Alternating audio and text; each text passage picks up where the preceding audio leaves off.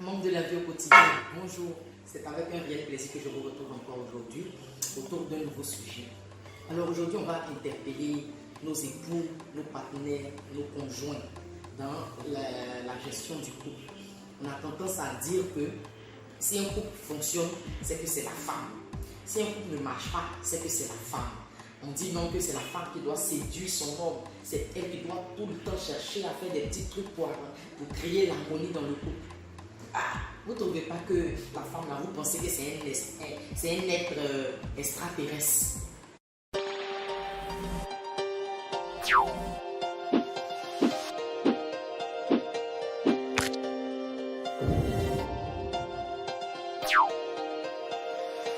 Là, c'est même chaud comme l'homme aussi.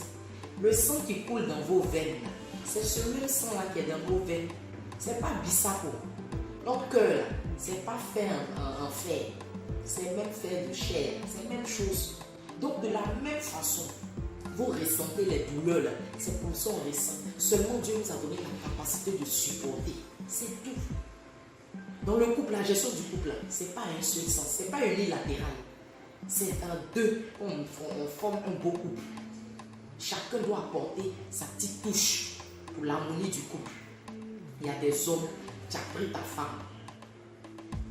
Ça fait 2 ans, 3 ans, vous êtes ensemble. Arrivé un moment net, la tension disparaît. Tu n'arrives plus à lui dire je t'aime. Tu ne peux plus lui l'appeler par ses petits noms, chérie, mon cœur, mon amour. Non, non, non. Ça n'existe plus. Elle s'appelle Pascal. Donc c'est devenu El Pazo. Les enfants vont bien. Et c'est trop ton pote. Mais c'est des Célestine. Ça va? Je ne pourrais pas rentrer ce soir-là. Hein. Je reste avec des amis là. On va prendre un coup. Toi, tu t'évades. Tu t'épanouis ailleurs. Elle est dans la maison. C'est que des fois, elle est partagée entre les charges, entre ses activités professionnelles et puis ses activités ménagères. Elle jongle entre les deux. Petit week-end où tu vas prendre la bonne dame pour aller t'épanouir avec elle dans un cadre paisible où elle va souffler un peu loin du bruit des enfants.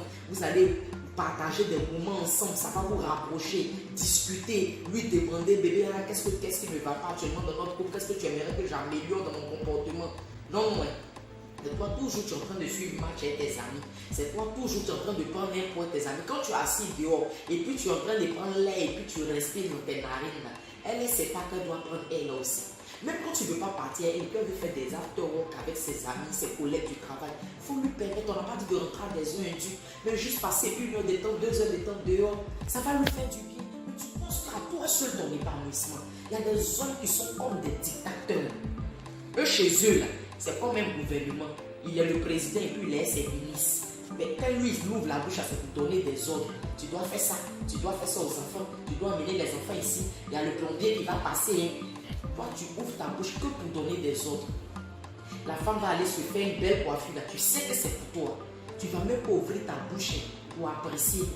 Mais c'est quand c'est pas joli là, tu es premier. C'est quelle coiffure tu allais faire aujourd'hui là même. Vous les femmes, vous devez vous compliquer. Tu vas pas te coiffer en même temps. Ça frustre.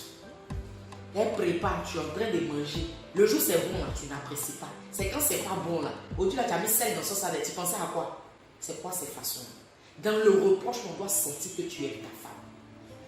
Mais vous ne faites pas ça. De la même façon, vous pensez que la femme doit tout le temps séduire son homme pour garder son homme là. Vous aussi, vous devez faire ça.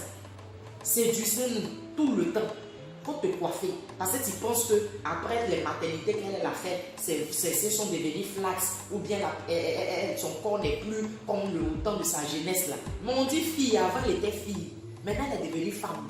C'est pas la même chose. Si tu veux une fille pour épouser, va les prendre, elles ont 15 ans, elles ont 16 ans, elles ont 18 ans.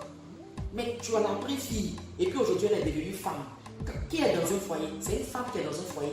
Les filles sont encore chez leurs parents. Donc elle est devenue femme là. Toi, ça ne te plaît pas. Tout le temps en train de la frustrer.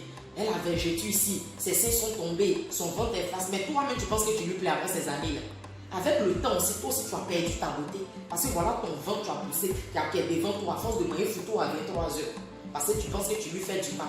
Toi, on doit piler photo, tu te crois encore au village. À 23 heures, tu manges photo du lundi au dimanche. Voilà ton ventre qui est devant toi.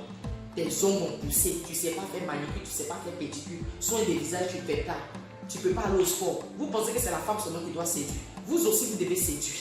Apprenez à séduire vos femmes. Fais-toi beau, va t'épiler, va te raser. Fais un soin de visage. taille les os de ton corps, mets des vêtements qui sont à la page, qui épousent ton corps. Comme ça aussi, là, toi aussi tu fais des efforts. Ce n'est pas un seul. Donc, ce n'est pas un seul sens. Et quand demain, il y a des hommes qui empêchent leur femme de parler. Quand elle veut communiquer autour du sujet, tu l'empêches. Je suis fatiguée. Aujourd'hui, là, j'ai trop de pression au travail. Elle garde, elle accumule, elle garde. Puisqu'elle ne peut pas parler. Et un matin, ça déborde. Le couple va de l'aile. Et tu t'étonnes, surtout quand ça coïncide au moment où vous êtes dans des difficultés financières. C'est là, comme je n'ai plus rien aujourd'hui, voilà pourquoi elle se comporte comme ça. C'est pas parce que tu n'as plus rien. C'est parce qu'elle a trop gardé, tu l'as empêché de parler qu'un matin, la goutte d'eau a débordé le vase. Et tu n'as pas cherché à te remettre en cause pour l'appeler, pour discuter, pour lui dire, ah bébé, excuse-moi pour tout ce que je t'ai fait. Qu'est-ce que tu aimerais que j'améliore? C'est là que tu as joué au gardien. Parce que toi, on ne te parle pas. Toi, tu aimes, tu mates la rébellion. Continue. Bisous mes loves, d'ici là, portez-vous bien. Moi, je vous fais plein de bisous.